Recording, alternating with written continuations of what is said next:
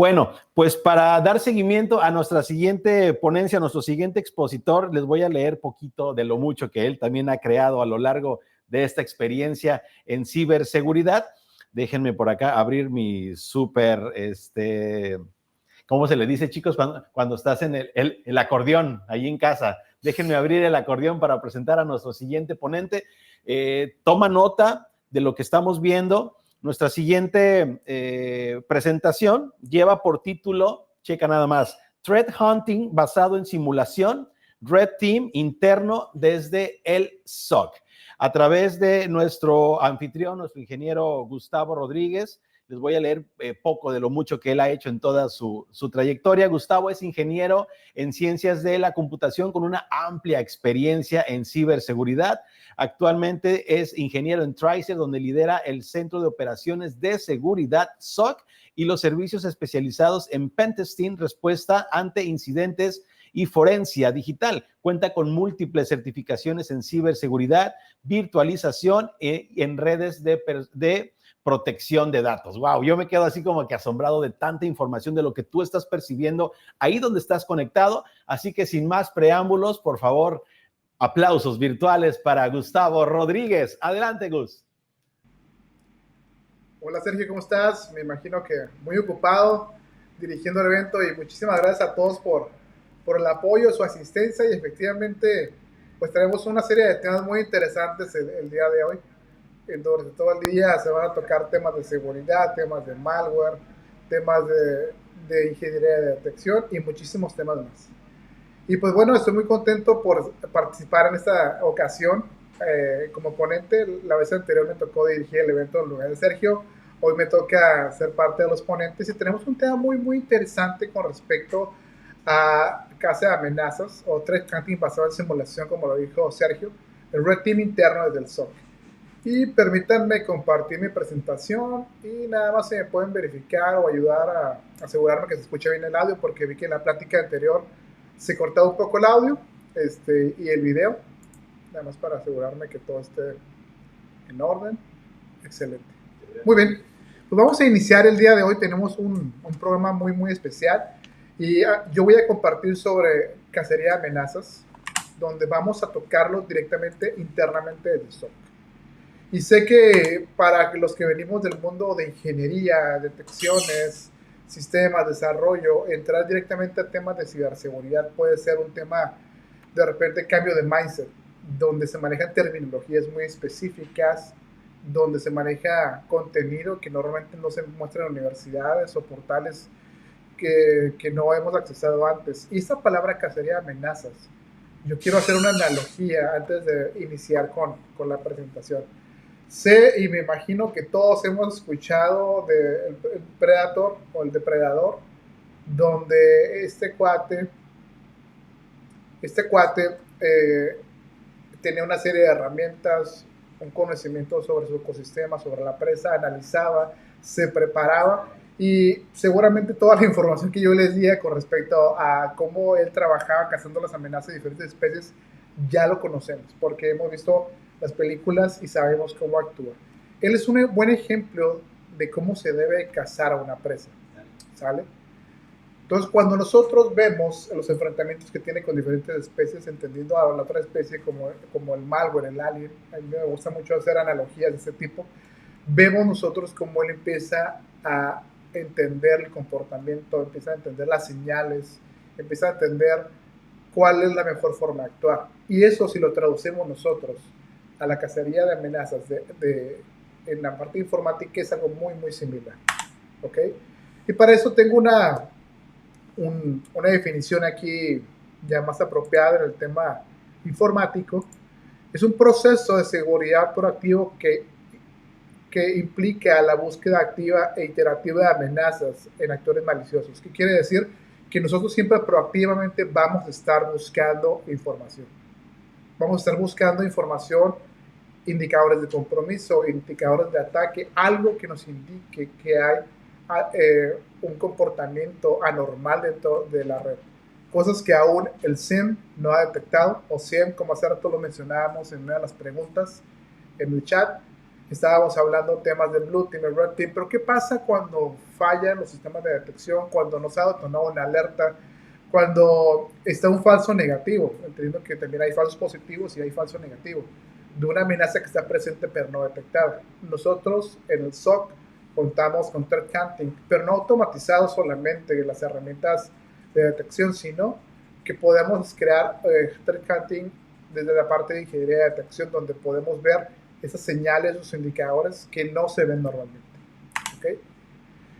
Parte de los objetivos que nosotros debemos de tener al momento de trabajar un threat hunting simulado es, primero que nada, tener detección proactiva. Siempre trabajar de forma proactiva, porque muchas de las veces no vamos a saber que hay algo dentro de nuestra red, porque el NDR, el EDR, el SIEM no ha hecho la correlación o no ha detectado aún nada, porque utilizan herramientas Living of the LAN, como lo comentó hace un momento Levi, y son recursos propios del sistema. Entonces tenemos que ir proactivamente a revisar toda la información de los logs, revisar el comportamiento de las APTs o los reportes de ciberinteligencia. Tenemos que estar revisando las tácticas, las técnicas, los procedimientos, las herramientas, los hashes, las IPs, para poder tener esta detección proactiva.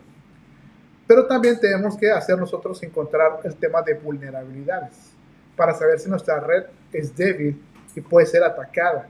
Para esto se crean ciertas simulaciones. Nosotros el día de mañana tenemos un workshop donde vamos a estar hablando sobre simulaciones, específicamente de Red Team, Atomic Red Team. Y con esto vamos a poder saber si hay algo que el sistema de defensa no está detectando. También trabajamos en mitigar efectos de un ataque al detectar proactivamente y poder contener antes que se convierta en un incidente, antes de que lleguemos a la fase de impacto según la matriz de Mitre. Y esto nos ayuda a poder hacer una detección temprana de amenazas y no quiere decir que va a reemplazar un SIEM, sino que viene y complementa la parte del SIEM proactivamente. ¿Sale? Excelente presentación, muchas gracias, César. Aquí intentamos hacer una analogía para todos los que nos están viendo. Casos y estadísticas. El tiempo medio de detección, el tiempo medio de respuesta en un SOC, aproximadamente según Verizon, es de 200 días. O sea, ante un incidente que tenemos nosotros, el poder detectar una amenaza es muy tardado en muchos de los casos. Este es un reporte que nos hace Verizon.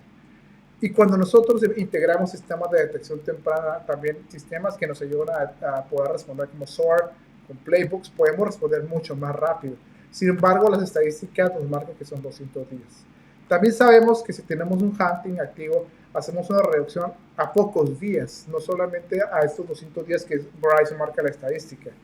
Sí, que nosotros lo ejecutamos correctamente, porque más adelante voy a mencionar sobre procesos, protocolos y cosas que se deben seguir como el ciclo y en qué los frameworks nos basamos para hacer el tipo de detecciones.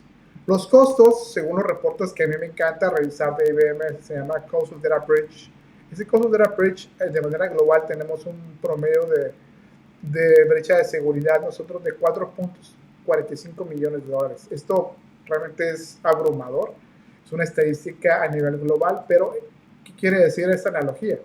Que es demasiado el dinero que nosotros tenemos por brecha de seguridad y que podemos disminuirlo en una detección temprana con threat hunting hasta menos de un millón de dólares. ¿Y por qué un millón o por qué tan grande el monto? Porque siempre paran las operaciones, siempre hay una afectación en la cadena de suministros, siempre cuando ocurre un ataque no sabemos si todavía está presente, como lo comentaba Sarto Levi, no sabemos si todavía está presente dentro de la organización, y aquí está el hunting también, antes, durante y post el evento, y que va con complemento en incident response y forense digital. El tema de ransomware, según Kaspersky y ESET, hay un incremento anual del 50% de los ataques con respecto a ransomware. Esto quiere decir que hay que trabajar proactivamente en detecciones tempranas. Si bien hay empresas que no tienen un SIEM, pero pueden analizar logs, hay herramientas open source que se pueden instalar, hay herramientas de paga que se pueden utilizar. Y yo siempre le digo a los clientes, la herramienta de seguridad es tan buena como tú la configuras. Obviamente hay módulos en la parte de paga que se pueden automatizar o hacer el trabajo más sencillo, pero no quiere decir que la parte open source no se pueda lograr. Claro que se puede lograr. Dentro del top 5 siempre vemos a México y Brasil junto con otros países que son los más atacados a nivel Latinoamérica. Y es importante que nosotros entendamos y cambiemos ese mindset porque México está ahorita siendo el principal target para ser atacado y nosotros debemos cambiar ese chip y empezar a trabajar proactivamente en detectar y proteger las organizaciones. Un caso donde el threat hunting fue detectado a tiempo y que las alertas no lo detectaron fue un caso de SolarWinds en el 2020. No hubo una detección de alertas y se pudo detectar con un hunting manual para poder contener y mitigar la amenaza. Con esto se hizo una revisión de los logs, se pudo descubrir el backdoor del Sunburst. Con esto evitaron que fuera impactada la organización. Muy bien. ¿Cómo nosotros, si ya bien vimos que es el threat hunting, vimos algunos de los casos y estadísticas, cómo podemos entender el threat hunting? Nosotros lo que hacemos en Trace es trabajar con diferentes frameworks en la parte de defensa. También hay uno que surge de la parte de la visión del atacante, que es el kill chain. Pero Maire nos ayuda a mapear las técnicas, tácticas y procedimientos en una matriz para que nosotros podamos entender en qué fase se encuentra la amenaza, qué vulnerabilidades están explotando, qué herramientas están utilizando.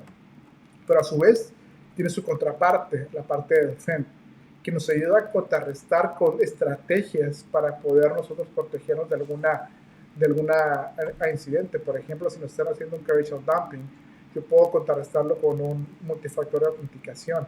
O sea, hay ciertas estrategias que nos dice Defend para poder protegernos de lo que el atacante puede hacer. Y esto lo pueden consultar directamente en internet para que puedan ver cómo protegerse de un movimiento lateral, una exfiltración de información. Ya hay estrategias específicas las cuales pueden seguir. No crean que el número 3 está equivocado, así es Defend, está correcto, está bien escrito.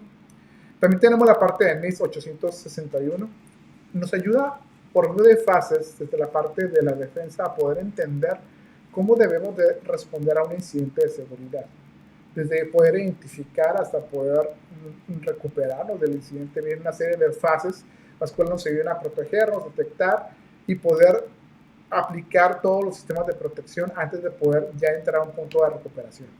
Tenemos la parte del kill chain, que son las fases, muchas de las veces lo plantean desde la parte de vista del atacante, donde están los intentos iniciales, la persistencia, la parte de la explotación. En algunos lo ponen como reconocimiento, weaponization, y ponen diferentes fases, pero según aquí sobre Kill Chain, tenemos estas fases que en algunos SIEM vienen ya integradas, donde está la fase inicial, la persistencia, la exploración, la propagación y la exfiltración.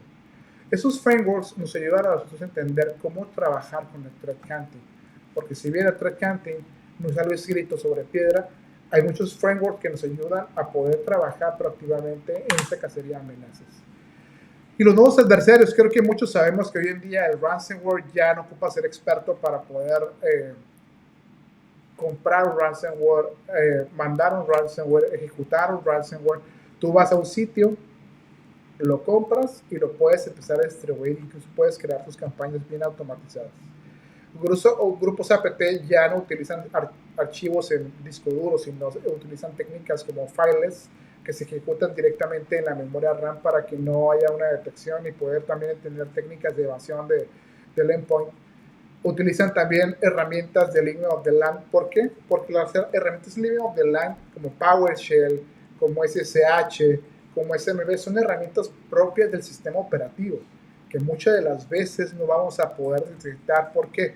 Porque el sistema operativo las tiene nativamente y las utiliza para procesos del día a día.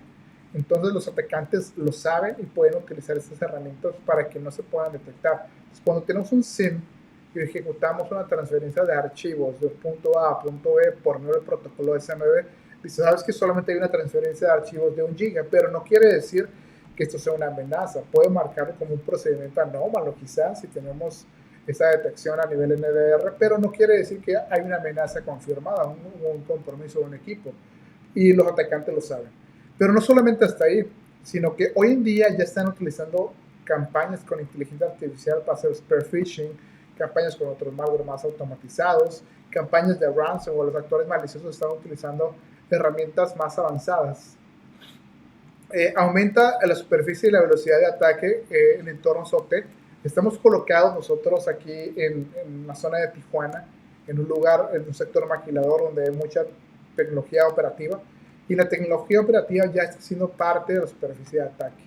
Tenemos que tener nuestra postura de seguridad bien definida porque los dispositivos de OT ya se conectan a redes y desgraciadamente algunos de ellos no tienen los protocolos de seguridad bien definidos, actualizados, pero sí se vuelve parte de la conectividad y hoy en día ocupamos nosotros tener procedimientos, tener estrategias, políticas, sensores sobre esos equipos porque ya son parte de la superficie de ataque. ¿Muy bien? Ahora, ¿cómo nosotros cambiamos el mindset? ¿Cómo cambio yo de esperar la detección en un SIEM? Y sabes qué, yo voy a colectar la telemetría de todos mis sensores de defensa, del EDR, del firewall, del anti-spam, de cualquier fuente de información de defensa, obtengo la telemetría, la correlación y me la presenta para poder yo analizar y algunos ya lo hacen más automatizado para presentar la información por fase, sin criticidad, te pongan el score. Pero ¿cómo cambio yo ese mindset? Y digo, ¿sabes qué? Voy a buscar proactivamente algo que no está presente. Primero que nada, yo puedo basarme en reportes de inteligencia para buscar indicadores de compromiso en base a campañas, o puedo revisar hashes, IPs, dominios, para poder buscar proactivamente qué hay dentro de la red. Estos mentados los no operation, que son señales y detecciones que se hacen en los flujos de red o en transacciones de red, son parte también de lo que podemos empezar a revisar. Nosotros, si vamos incrementando la parte de nuestro mindset, podemos empezar a generar hipótesis. ¿Qué pasaría si me vulneran una contraseña? Voy a buscar si existe movimiento lateral, voy a buscar si hay una conexión de control de comando. Y puedo desarrollar reglas Sigma para ingeniería de detección y empezar a detectar específicamente procesos en PowerShell, SSHs, movimientos constantes, que vamos a hablar sobre el timing analysis, el entropy en un momento, y puedo detectar creación de dominios nuevos como DGAs. Vamos a entender ese cambio de mindset. Pero si no solo nos quedamos ahí, si nos vamos más allá al siguiente nivel, podemos crear simulaciones de ataques. Como lo dijeron hace un momento, hay técnicas específicas que se pueden ejecutar con Atomic Red Team para pruebas aisladas, que es parte del workshop. Los invito a que se suscriban al segundo día para que puedan ver el workshop y que vean cómo ejecutamos técnicas específicas para ataques como la 10.03 que mencionamos hace rato de LSAS. Pero cuando empezamos nosotros a crear simulaciones, ya sea aisladas o por medio de campañas más automatizadas con Caldera, podemos hacer ese cambio de mindset porque vamos a estar probando y simulando lo que le generamos en la hipótesis. También podemos verlos más modernos y no solamente crear esas pruebas aisladas, sino que hagamos integraciones continuas en base a métricas que ya existen en MyDataC y podemos hacer ese retro al equipo de Blue Team para que fortalezcan las reglas de detección y se haga un hardening todo el sistema de detección. Pero es importante entender un principio sencillo, hacer ese cambio para hacer búsquedas proactivas generando hipótesis en el hunting. Ahora, hay cosas que mencionaba hace un momento que podemos nosotros empezar a buscar, porque si bien ya definimos que es el threat hunting, ya hablamos sobre algunos casos, vimos también algunos ejemplos de por qué es bueno utilizar los frameworks, pero ¿qué puedo yo empezar a buscar? El beaconing, haciendo detección, por ejemplo, cosas que yo puedo empezar a buscar que son comunes en la parte de esas señales que les menciono, en la parte de queries a DNS repetidas, o son dominios muy, muy largos, son cosas que yo puedo empezar a buscar dentro de los logs de red, o sea, los backups, ya sea el SIEM, pero yo también puedo buscar intervalos constantes con tamaños uniformes en consultas HTTP o CDNs, o paquetes regulares en SMP. Entonces, si yo tuviera un sistema de consultas como Kibana y hago los lenguajes en KQL, o si tuviera Splunk, o si tuviera QRadar, o si tuviera Stellar, Forticien, cualquiera de esos sistemas que tienen información en la correlación, puedo empezar a hacer hunting. Pero también puedo hacer hunting directamente en la computadora o utilizar Timesketch como lo recomendó hace un momento Levi. Pero hay indicadores específicos que yo puedo buscar. Los heartbeats, esos heartbeats que son el tiempo de análisis, yo puedo buscar intervalos constantes de estas queries. O sea, cada cuando se repite esta consulta cada 10, cada 20, cada 5, cada 10 minutos y puedo empezar a buscar las señales. También puedo buscar la parte del size, paquetes con tamaños repetidos. También puedo buscar entropy, donde yo voy a buscar sus dominios aleatorios. Y también puedo buscar el TTL, donde yo voy a buscar TTL anómalo en respuestas DNS. Con esto, yo puedo generar una regla sigma en ingeniería de detección, donde el DNS beaconing haga detecciones de más de 20 queries en una hora. Entonces, yo puedo revisar esta información. Sabes que en una hora se repitieron 20 queries, aquí puede haber una señal de algo dentro de nuestra red. Entonces puedo empezar a generar esta ingeniería de detección en forma de threat counting. Sale una regla sigma sencilla. Voy a dar un poco de zoom para que se pueda visualizar aquí. Una regla sigma se crea de esta manera. Espero que se alcance a revisar. Si no, ya en el contenido que empezamos a compartir por internet pueden revisarlo, pero básicamente la primera línea es el título. Después viene un ID de la regla, una descripción de lo que hace la regla de 30 consultas DNS repetidas.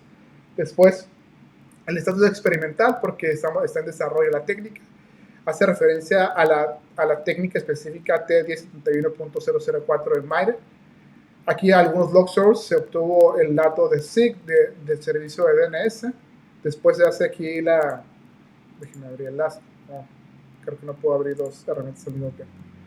Se hace la detección en base a registros tipo ADNS, el tiempo es una hora, y empezamos nosotros a especificar cuántas veces los queremos en una hora, donde los campos pueden ser el IP, el hostname, también la parte de los falsos positivos lo agregamos, y esta regla podemos ejecutarla para ver si hay algo dentro de nuestra red, y la podemos ejecutar tanto localmente, y la podemos agregar al SIEM directamente. Si no hay algo que nos ayude a detectar ese tipo de consultas en el SIEM, se pueden agregar reglas al SIEM, reglas ya de regla sigma. Ahora, el beaconing son consultas de dominio o subdominios similares muchas veces que son en periodos cortos. Este periodo corto también nos puede indicar que hay una posible conexión a un servidor de control y de comando que podemos detectar con estas simples señales antes de que se detone una alerta y antes que se vuelva un compromiso. Muy bien. Ahora, ¿qué tipo de movimientos laterales y detecciones tenemos? Los tipos más comunes de movimiento lateral es el SMB. Creo que muchos o todos los que estamos aquí conocemos la parte de SMB. La técnica 1021, específicamente para SMB. En el RDP también, porque son tipos de conexión, tanto WMI y PowerShell. Son tipos comunes que yo puedo encontrar en los movimientos laterales con las herramientas de PCExec o SMBExec, SSH. Son tipos comunes. Ahora, indicadores que yo tengo, indicadores a nivel de red son los puertos 445, 3389 para el tema del RDP, con patrones de autenticación inusuales que normalmente no ocurren dentro de nuestra red, o transferencias de SMB no esperadas. De repente tenemos, no sé, frecuentemente dentro de una hora que están copiando la misma cantidad de información. Eso es un patrón inusual en el SMB.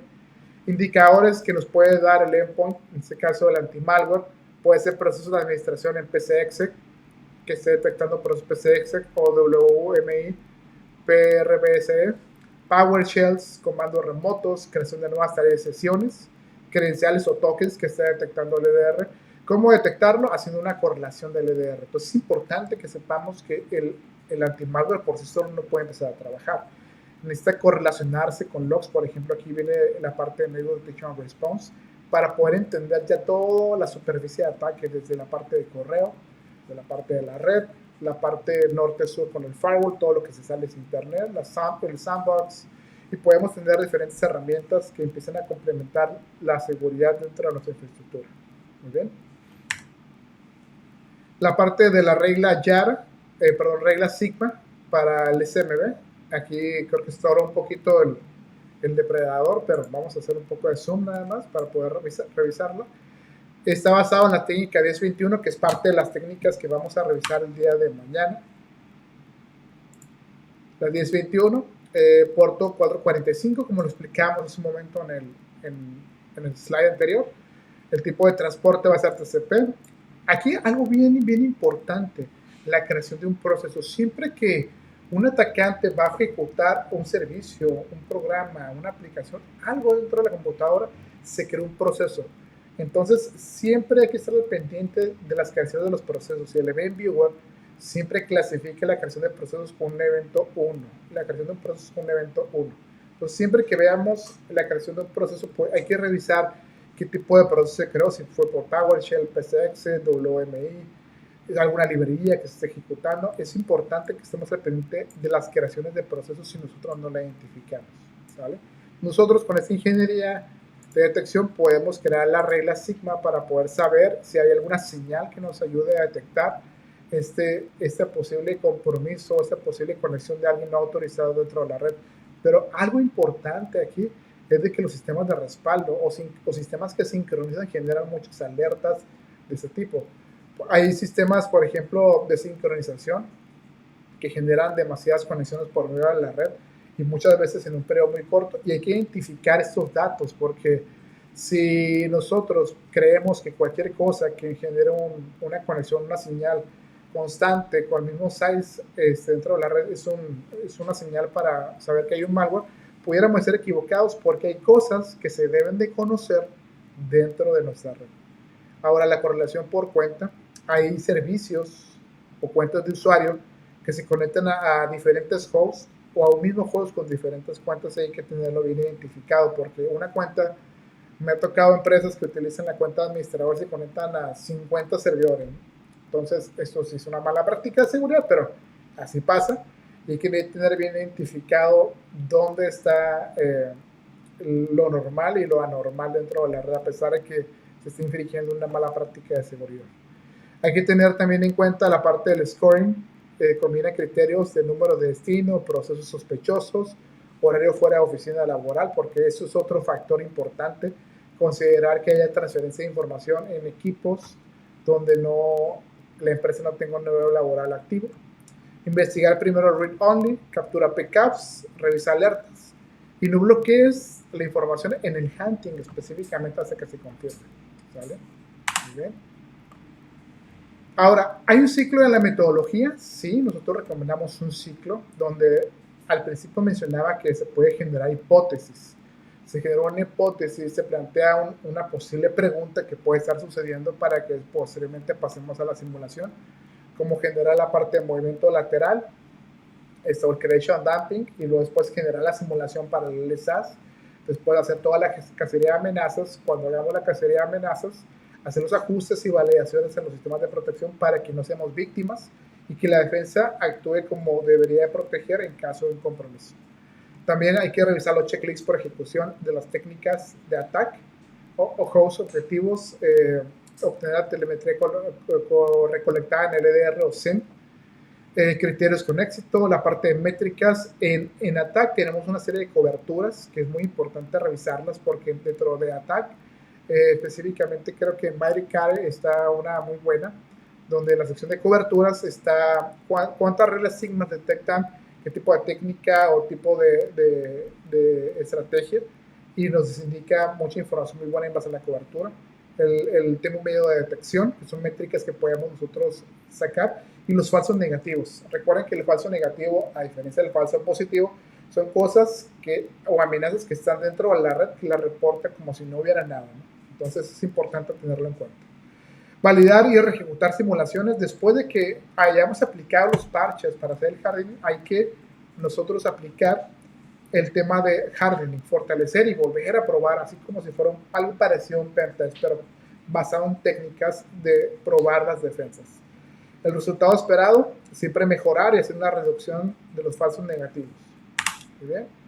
Ahora, veníamos hablando de diferentes temas y mencionado técnicas, pero por ejemplo aquí en la tabla de resultados, cuando vemos un posible reporte, nosotros aquí en esta tabla estamos visualizando la técnica 10003 en el SAS-DAM, donde se ejecutó una vez y fue detectada.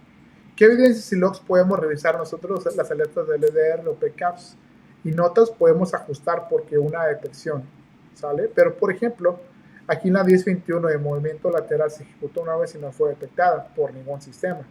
Entonces, cuando yo llegue como hunter o ingeniero de detección a probar una red, hagamos ingeniería de detección y probar las defensas y vemos que ejecutamos la técnica y no hubo ninguna detección de ni el anti-malware, ni el firewall, ni el IDS, nada, nada lo detectó.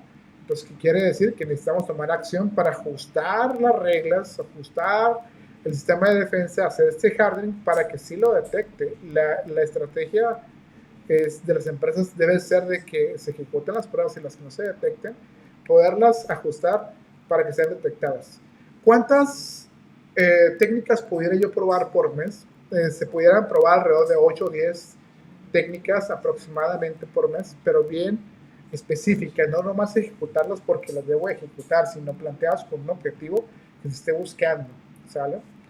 El beaconing, el DNS beaconing, al igual se puede ejecutar las 1071, se ejecuta la prueba, se puede detectar y lo podemos poner incluso en los whitelist para que no detecte algún falso positivo. Y parte de la evidencia que podemos colectar es logs, software de ejemplo como RIP o SIG, entonces pueden detectar la parte de beaconing o los logs DNS, se puede detectar, ¿sale?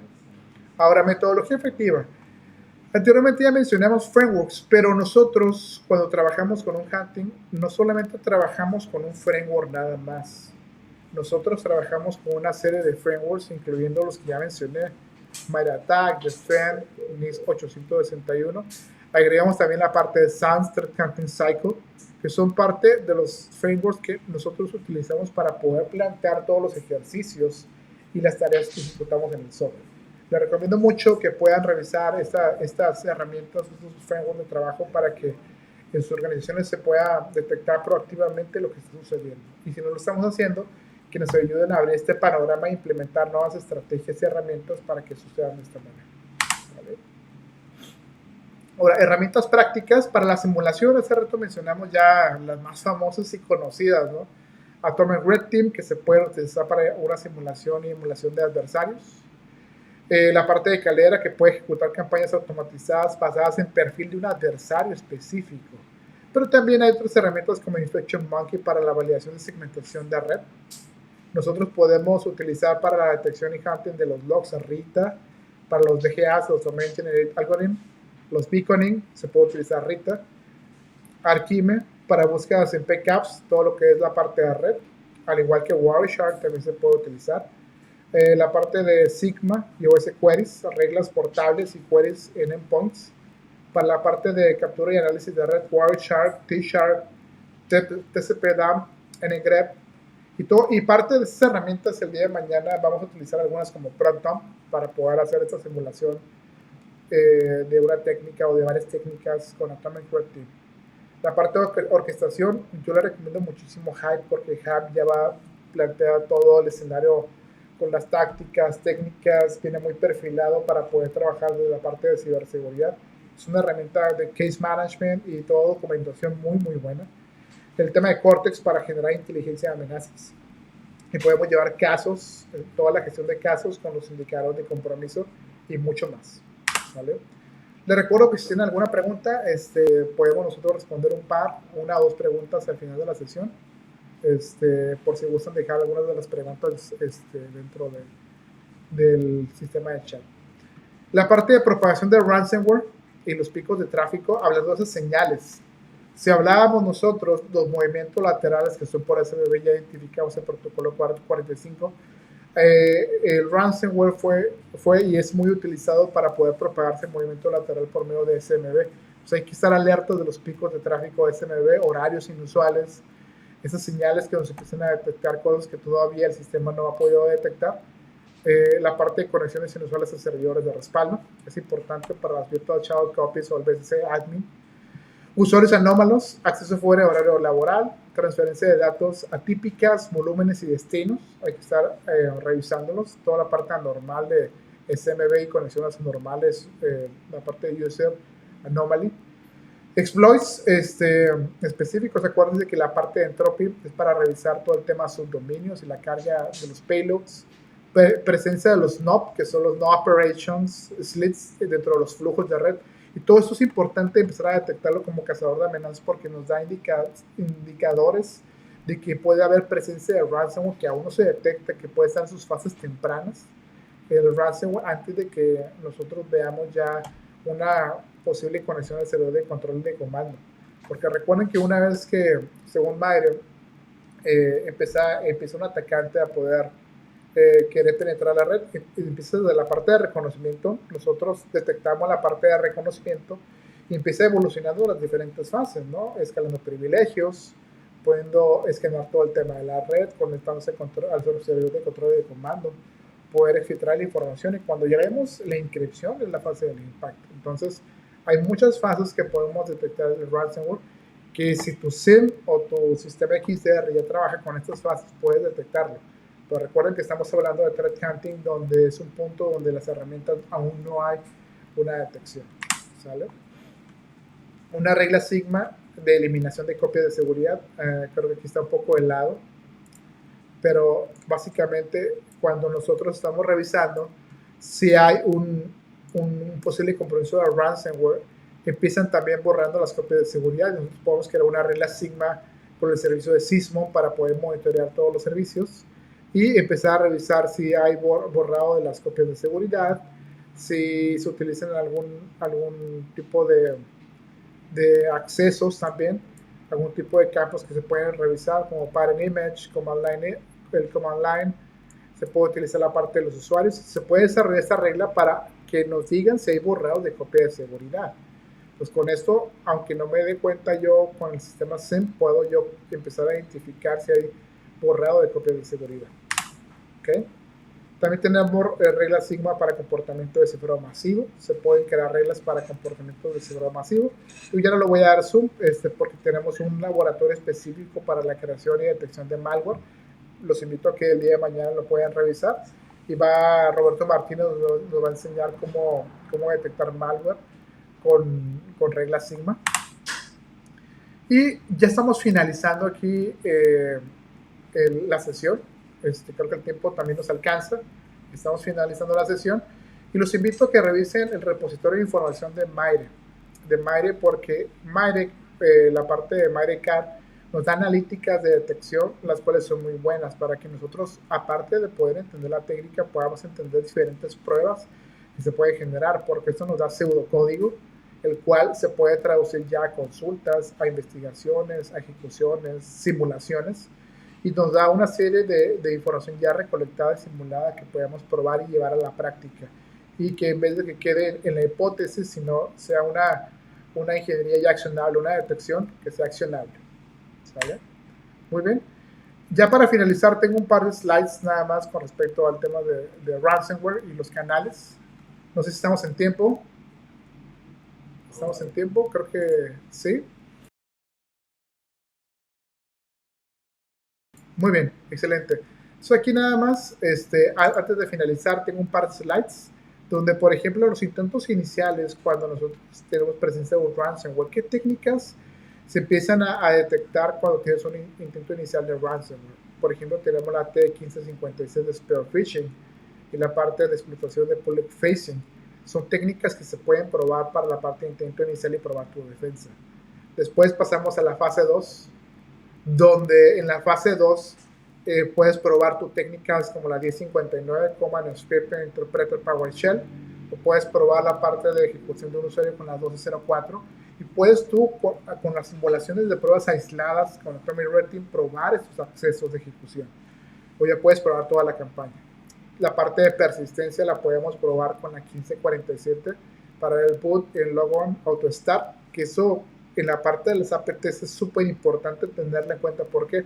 Porque al hacer la evasión y ofuscación y convertirse en una APT, ellos buscan que un reinicio se pueda volver a ejecutar, que el antivirus no la pueda detectar, o sea, si se elimina, pueda volverse a instalar o volver a estar presente.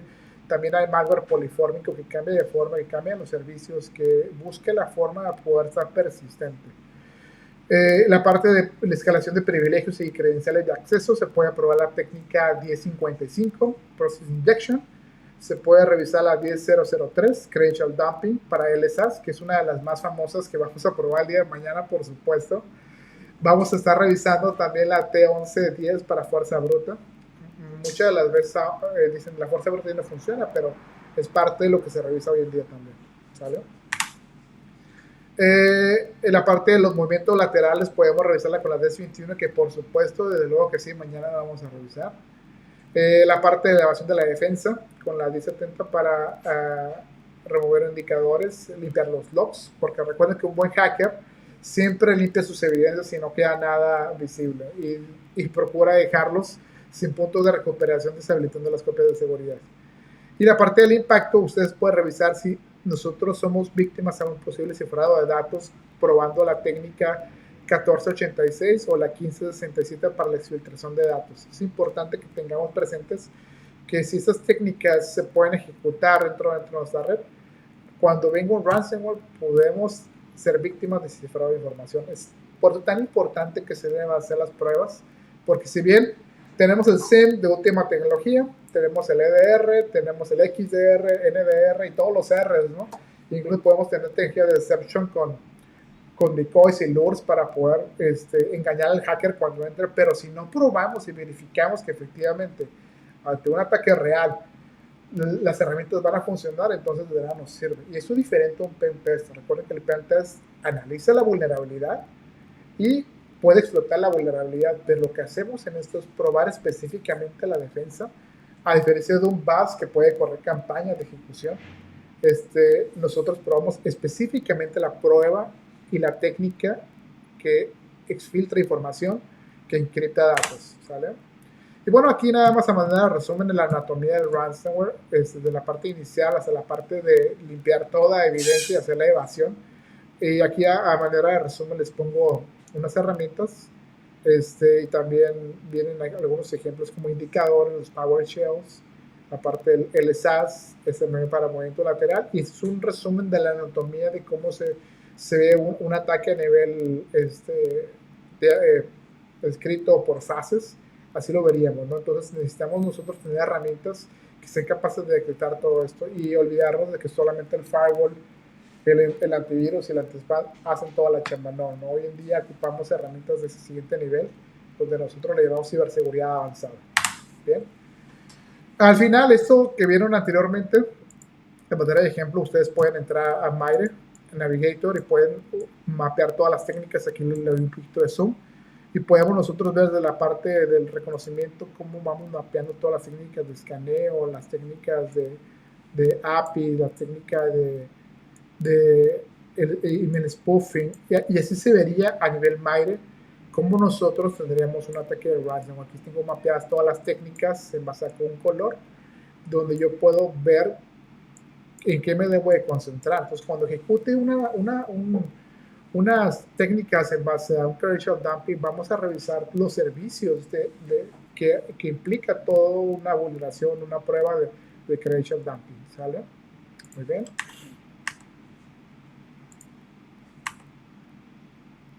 Al final tenemos este slide, los tipos comunes y convert channels. Recuerden que los tipos comunes son los SSHs, XMP tunnels, DNS tunnels, HTTP, convert channels, que son canales que se utilizan para poder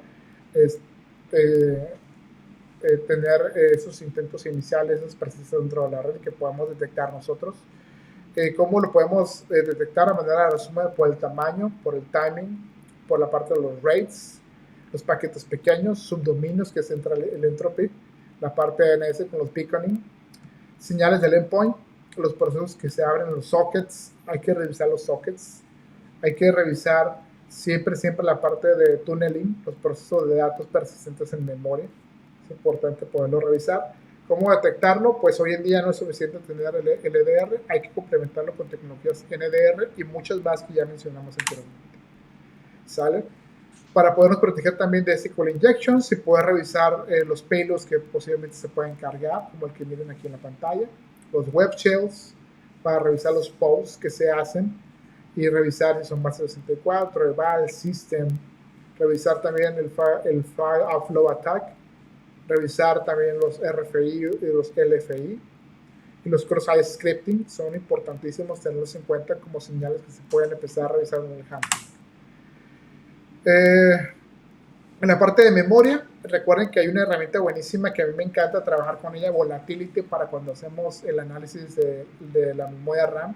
Es importante tener en cuenta que los PLIs, la parte de los dumps se debe de revisar. Y como Hunter también podemos nosotros trabajar proactivamente, porque si bien tenemos el enfoque del antes de que sean atacados, también podemos revisar el después, y el después es complementarlo con la forense digital y poder revisar toda esta información, y Volatility es una de las que nos ayuda a poder revisarlo perfectamente. Credenciales en el SAS, incluso las reglas Yara se pueden aplicar sobre Volatility para buscar artefactos dentro de la memoria RAM y sacar lo que se está utilizando dentro de la ejecución de un proceso, por ejemplo. Muy bien. Y ya para el último slide, tenemos 3 ejemplos de los cuales nos vamos a basar en uno de ellos para el hunting de mañana. El salto lateral invisible inspirado en múltiples ataques de ransomware. Tenemos aquí unas notas de Red Canary, las voy a compartir aquí en el chat en un momento para que las puedan descartar. Son ataques muy famosos que se les dio cierto nombre ya por lo famosos que son. El correo fantasma para la parte de vulneración a través de phishing o spear phishing con typo squatting. Recuerden que el typo squatting es cuando nosotros cambiamos los dominios, como se muestra aquí en la pantalla. Casi dice Microsoft, si no es porque se cambia una O por el 0. Y también tenemos la parte del espejo roto basado en un ataque de eliminar copias de seguridad con la herramienta de BSC Admin. Es importante que se revise. Aquí pongo las notas de Red Canary, los infoestilos con Mandiant, el Red Canary con Picos, para que puedan revisar la información. En un momento las comparto en el chat para que los puedan empezar a revisar. Y pues bueno, de mi parte fue todo. Nada más quiero cerrar con esta frase. Espero que les haya gustado mucho la presentación. El hunting no es esperar alertas, es adelantarse al adversario.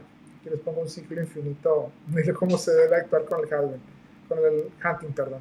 Simula, caza, ajusta y repite y se vuelve un ciclo infinito. Muy bien. Y pues de mi parte es todo. Muchísimas gracias. No sé, Sergio, ¿tenemos alguna pregunta? Gracias, Gustavo, por esta presentación. Gustavo nos ha presentado el threat hunting basado en simulación Red Team, Red Team interno desde el SOC. Yo creo que todas las personas que están ahorita conectadas están lanzándonos sus preguntas. Vamos a dar pie a 2 preguntas que tenemos ya del público, ya las tenemos aquí en producción, Gustavo, para que nos ayudes a contestarlas. Y la primera es: en un panorama donde la inteligencia artificial también la usan los atacantes, la pregunta es: ¿cómo visualiza la evolución del threat hunting en los próximos años? ¿Cómo la visualizas, Gustavo? Por parte de Luis Campista. Gracias, Luis, por tu pregunta. Gustavo, gracias, Luis. Fíjate que es una pregunta muy interesante. Gracias, Luis, por hacerla. Efectivamente, hoy la inteligencia artificial está aplicando en todos los rubros y ciberseguridad no se excluye, se aplica muy bien. De hecho, tenemos pláticas hablando sobre inteligencia artificial y malware. Y sabemos que no podemos trabajar hoy en día sin la inteligencia de amenazas o la parte de inteligencia artificial. Y nosotros, creo que tenemos un poquito de eco, Sergio. ¿Me escucho repetido? Bien. Ok, perfecto. Muchísimas gracias. Excelente. Es que me escuchaba como doble y no podía entenderme a mí mismo. Y bueno, explicaba que debemos de trabajar con la inteligencia artificial y las nuevas herramientas ya integran la inteligencia artificial porque es tan rápido como va creciendo la tecnología, y nosotros al momento que detectamos los logs, son millones de logs que se deben de revisar y millones de logs, y claro que la inteligencia artificial nos ayuda a poder ser más efectivos. ¿Cómo la visualizamos en el tema de threat hunting? Un hunter siempre debe utilizar hoy en día ya también la inteligencia artificial para que podamos ser más efectivos al desarrollar técnicas Sigma, Yara, para poder hacer análisis de logs, para poder revisar el tema de todos los ataques que se van viendo, cómo hacer las correlaciones también, cómo ayudarle al sistema que ya tenemos y trabajar con los módulos que ya se traen de inteligencia artificial y threat hunting. Hay XDRs, nosotros tenemos XDRs y SIEM, que ya traen módulos con inteligencia artificial y hunting automatizados dentro de la herramienta. Entonces, si ustedes pueden utilizar estos módulos para poder ayudar a hacer detecciones más rápidas, se necesita, porque, por ejemplo, yo lo que hago es agarrar un reporte de inteligencia de una campaña de ciberterrorismo o de un grupo cibercriminal, agarro el reporte y me plantea todos los hashes, herramientas, IPs, y toda la información, incluso con los reportes, y puedo generar los queries en automático para revisar los logs dentro de mis sistemas que ya tengo configurados los CDRs. Entonces, sí manejamos la inteligencia artificial bastante para que nos ayude a hacer mucho más rápido la chamba, porque no podemos combatir contra los malos si no tenemos esas mismas herramientas.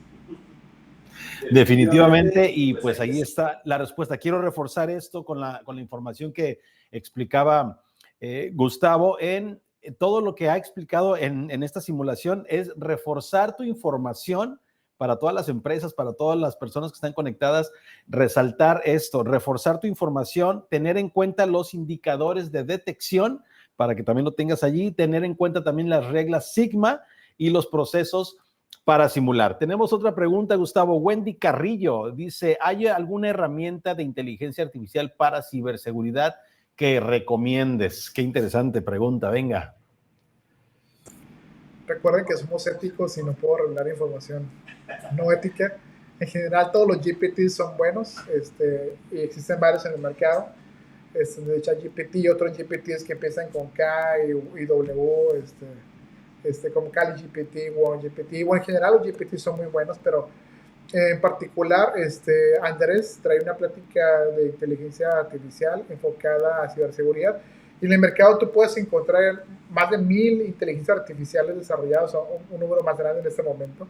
Pero en particularmente en ciberseguridad, recuerden que de la parte ética nos ayudan a hacer todo lo ético, no nos ayudan a desarrollar malware. Por ahí hay inteligencias o GPTs del lado contrario que se pueden utilizar para desarrollar o probar malware, ¿no? Como ChatGPT y otras GPTs que existen en el mercado. Pero en general yo te recomiendo que la IA que utilices sea la que está integrada en tu sistema de detección, porque trabaja con lo que ya tienes, con los logs que están presentes, con las señales que están presentes en tu infraestructura. Y si tú puedes adquirir un SIEM, o puedes adquirir un SOAR, o puedes adquirir un firewall que ya traiga inteligencia artificial integrada, te puede ayudar a todo un ecosistema correlacionado. Entonces puedes empezar a trabajar con las IAs integradas dentro de los sistemas y puedes agarrar los GPTs para empezar a consultar y crear ingeniería de detección externa.